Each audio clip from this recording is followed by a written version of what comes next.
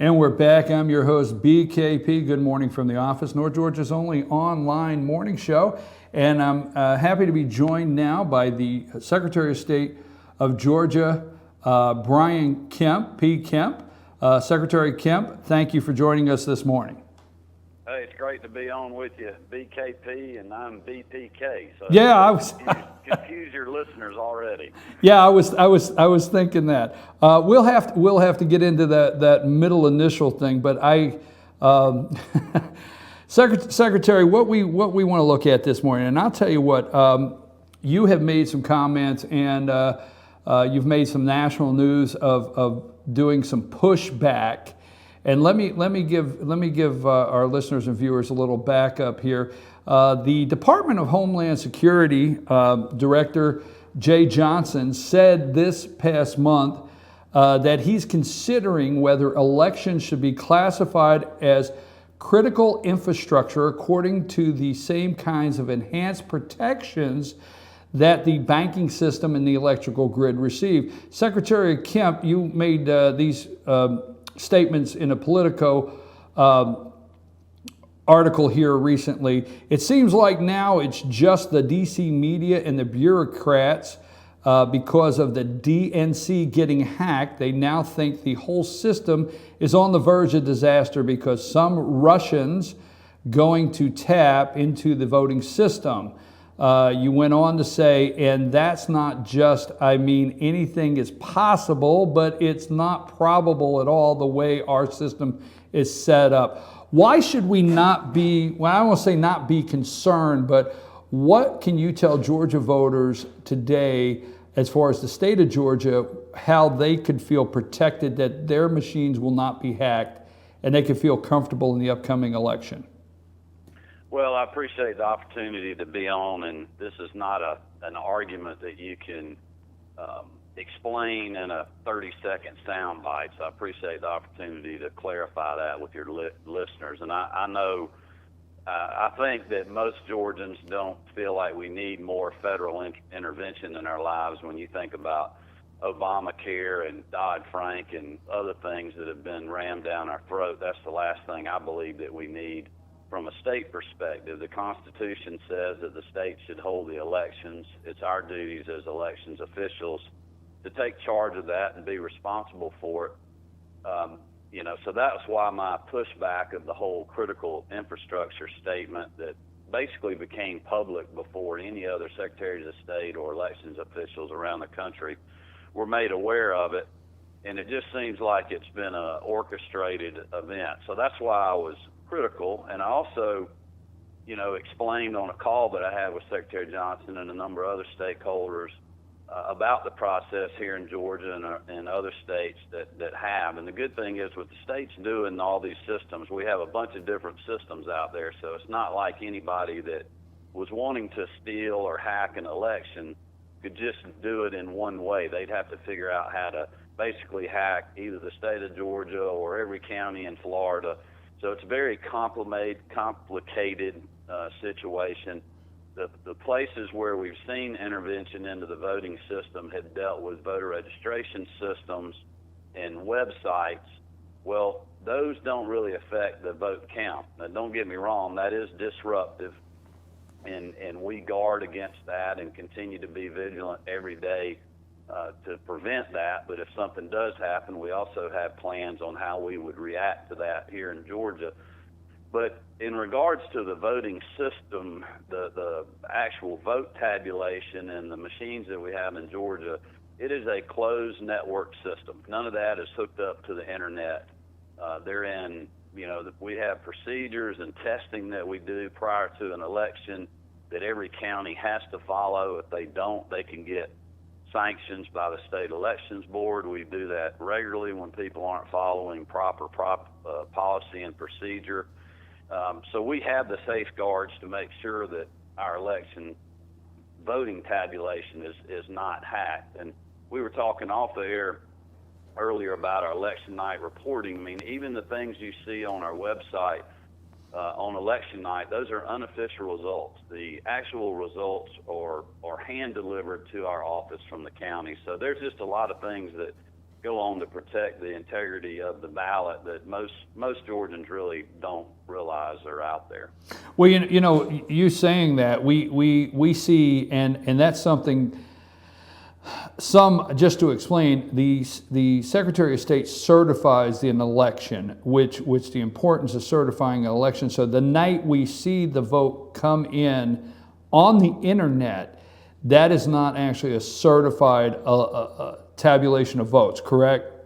That's correct. Those are all unofficial results that are uploaded to us by the counties after election night. As you know, we have 3 days for provisional ballots and military and overseas ballots to be counted. So at the close of business Friday after the election, that is when the actual vote count begins to be tallied over that weekend, and mostly that following Monday.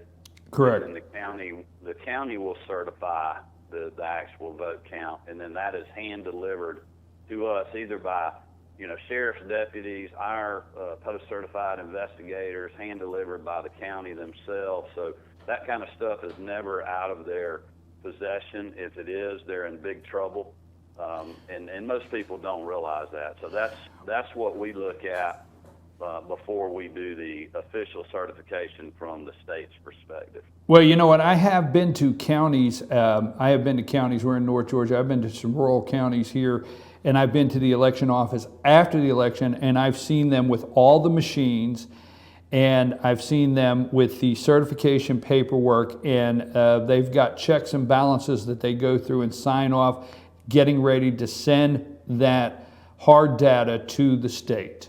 So I concur with what I've actually seen them doing that. So for the citizens out there in Georgia, the voting machine that you go in and you cast your vote, that's not set up or hooked to anything that could actually be hacked by the internet.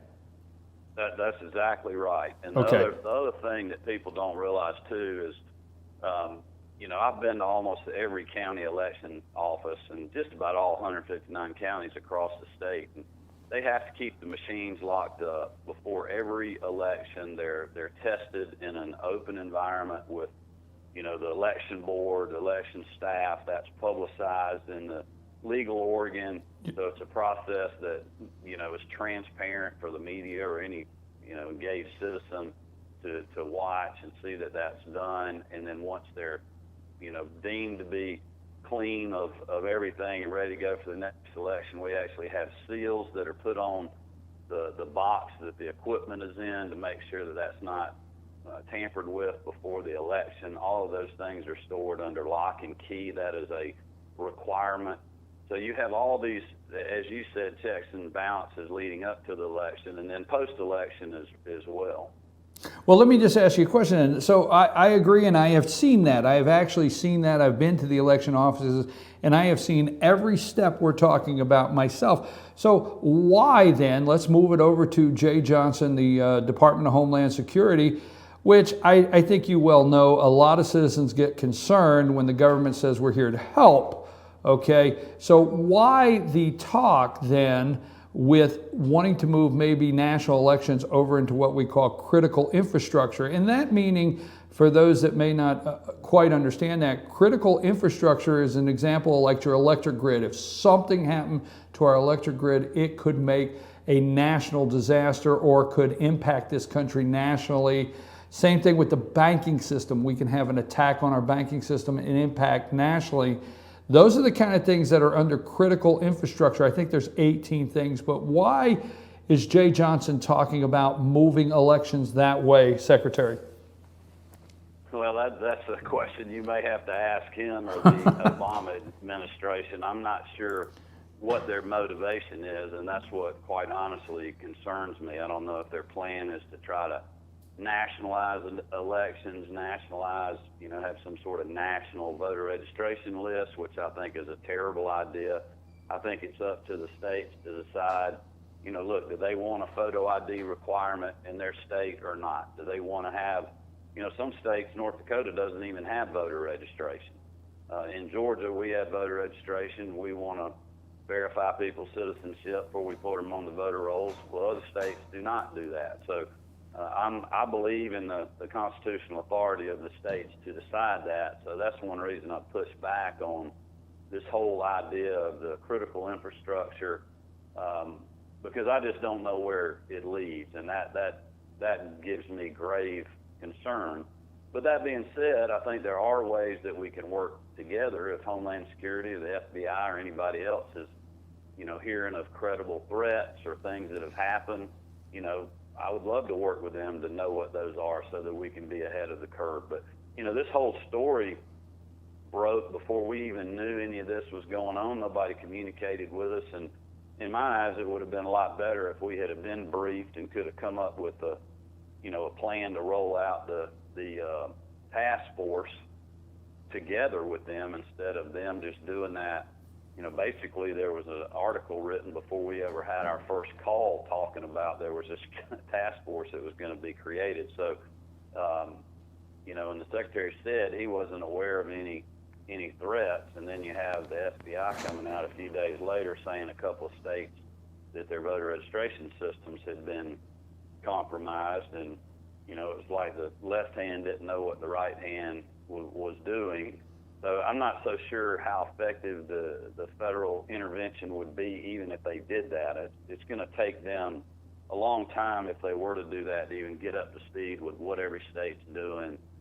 They're different kind of technology, and in my opinion, we're better suited to do that ourselves at the state level. And it doesn't mean that something won't happen or that we shouldn't be prepared for that, but I think we are best suited to help prevent it and also to react to it if it does happen, and that's what we've been working on here in Georgia. Well, Secretary Kemp, the National Association of Secretaries of State appointed you and 3 other Secretaries of State to the federal agency's Election Infrastructure Cybersecurity Working Group. Along with that, before we answer, you also were appointed with President Dennis Morell, Secretary of State of Connecticut, also Secretary of State of Indiana, and Secretary of State of California. What is that working group? Have you guys already had meetings? Have you already had discussions, talk? What can we see come out of an election infrastructure cybersecurity working group? That's a big sentence. Yeah, that's a good question. We really haven't done a whole lot yet. It was just named, and I guess the Department of Homeland Security and NAS, the organization, is working on next steps. But look, the thing is, this is something I think that will be good because I'll be able to be in a position to continue to use being a part of that working group to say that the states are best suited to do this, but also to come up with ideas on how we could work together without having federal intervention to be good partners in making sure our elections are secure. So, I'm glad that I was included in the group. I'd rather be in there than be shut out because I think I can let my voice be heard as regards to the states should be doing this work. And quite honestly, there's bipartisan support from Republican and Democratic Secretaries of State that believe this. So I think we'll be able to continue to communicate that message, but also see where there are areas that we can share information that will help us protect the system. So it's really, we're 60-something days away from the election, and even Secretary Johnson said that, there's no plan for us to, intervene between now and the election. There's just not enough time. We have more than we can do right now without having to deal with something else, which was quite honestly one of the reasons I was frustrated that all this came out to start with without our acknowledgement, because it just created more, hype and chaos, if you will, from I think I said the bureaucrats and the DC media, which has really consumed a lot of our time when we need to be focusing on other things to get ready for November the 8th. And as you know, we have early voting starting here in just a few days here in Georgia. Okay, 3 quick questions. Critical infrastructure. Do you feel the election system, national elections, should fall under the critical infrastructure umbrella? I do not, and I think it's anybody that would hear the term critical infrastructure and election equipment would obviously say, yes, that is critical. That is a critical component of elections. But when you really learn the federal definition of critical infrastructure and the 18 things that fall under it, like our national power grid and other things, then that's what gives me cause for concern. So I agree that our election systems are critical, and we should treat them that way. I just don't think we should treat them as critical infrastructure under the federal Homeland Security definition. Okay, now we talked about some of the measures that were already in place in the state of Georgia to make sure that we had fair, accurate elections. But are you currently talking about any measures? Are you currently discussing any measures that would further update balloting? What do you see as the future of balloting procedures to ensure both security and convenience? I mean, there's a lot of talk about internet voting. I mean, we are in the internet age and going to the next level. So what do you see out in front, and obviously not for this election, but some of the things in the state of Georgia in future balloting procedures for security, to ensure security and the convenience for voters?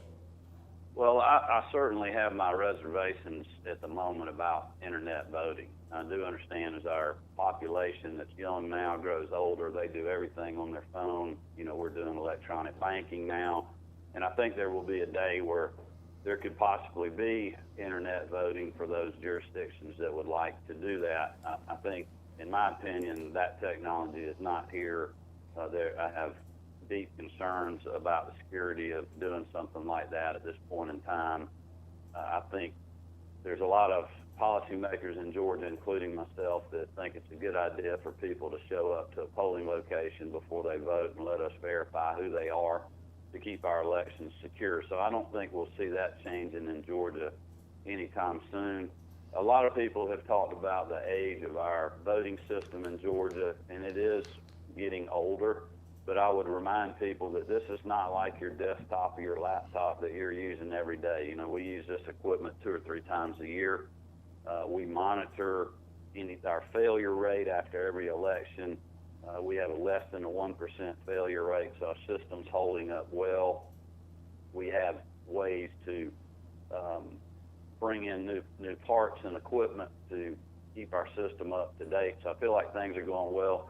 And at some point, we'll have to move to a new system or perhaps do a complete upgrade of ours. But that's not going to happen, in my opinion, in the next year or two. That's something that's several years down the road. Our final question this morning, as we're talking to Georgia Secretary of State Brian P. Kemp.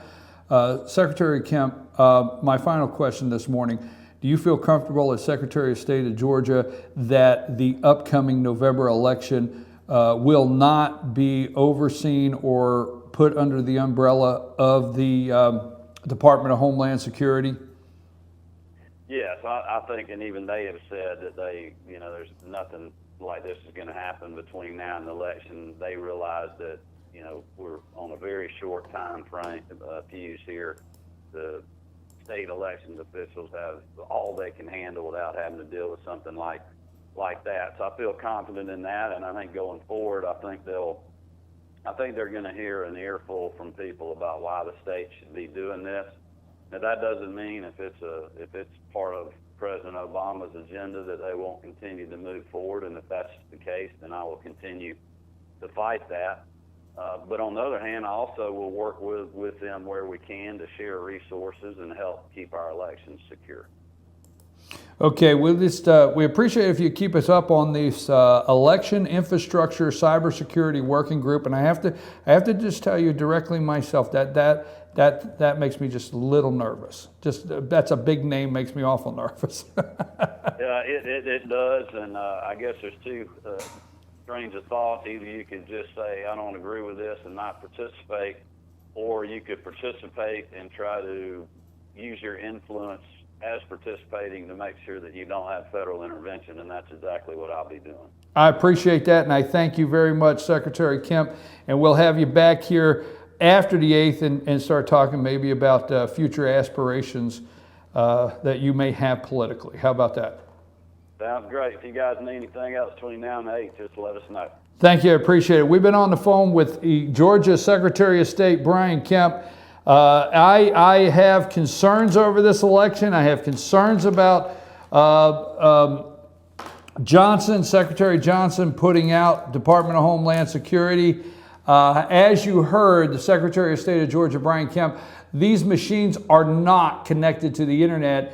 They do validate the election results right on a table, much like this in your local county. Call your local county today and say your election office. Some counties have an election office that oversees the election. Some counties, the elections go through the probate court. So call your local county and find out where and go up there. They'll be glad to explain to you everything that works right in your county. If you're concerned about the upcoming elections, don't take it from me. Don't take it from the Secretary of State. Go visit your county today, the courthouse, and let them explain to you what they do. They'll be glad to show you. I'm your host, BKP. Good morning from the office. North Georgia's only live online morning show.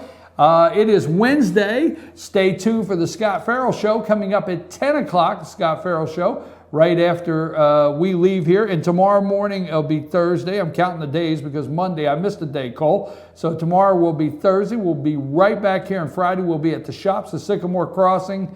And I have a question for Dr. Whaley, I have to say. And we have Dr. Whaley every Friday at 8:15. I got a question I got to send Dr. Whaley. It's something a lot of people struggle with. Just wait. You'll have to tune in to find out. Again, I'm your host, BKP. Good morning from the office. And we will see you tomorrow morning at 8 a.m. And after these brief messages, stay tuned for the Scott Farrell Show.